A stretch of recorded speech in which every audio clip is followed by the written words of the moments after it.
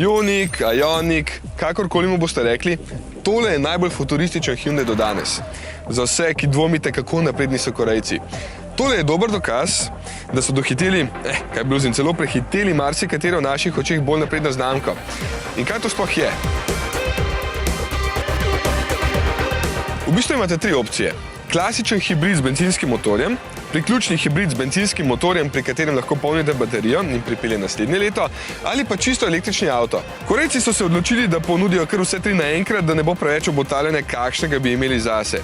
Vem, da ste že navdušeni, prodaja steče že jeseni in osnovni bo po napovedi stal manj od Priusa, ki je s popustom pod 26.000 evrov. V Nemčiji bo cena osnovnega pod 24. Ampak vse ob svojem času, k nam pripelje oktobra, jaz pa sem v prestolnici tulipanov in travice samo zato, da vam povem, kako se tole čudo pelje.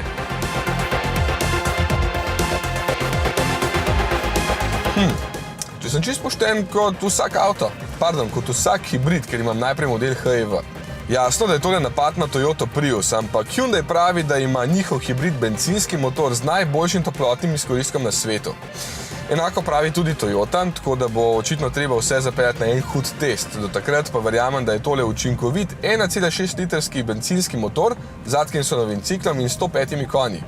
Sliši se malo, zato je zraven še elektromotor z 32 kW, torej 43 konji, moč pa skupaj prenašate na sprednji kolesi preko robotiziranega menjalnika DCT. Prestaja 6, torej tukaj ni nepotrebnega ropotanja motorja, ko želite pospešiti.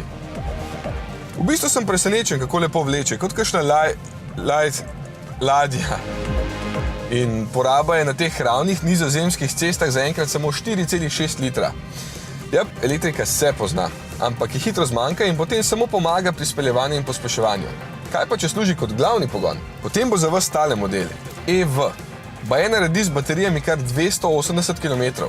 Bom preveril, ampak vseeno Ioniq že na pogled ni brezvezen avto. Oblika je futuristično zadržana, če to sploh obstaja. Ima elemente, ki avto postavljajo vsaj nekaj let naprej, ima pa tudi ostale, pri katerih si rečeš, da to si pa že videl.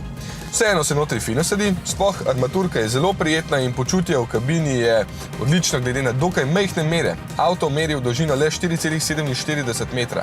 Električni ima omejen doseg, v teoriji naj bi naredil 280 km, s polno baterijo pa mi je na začetku vožnje pisalo, da bom lahko prevozil 211 km, kar sploh ni slabo. Zelo pomaga odlična aerodinamika. Ioniq ima količnik samo 0,24, kar je ena najboljših vrednosti med avtomobili nasploh.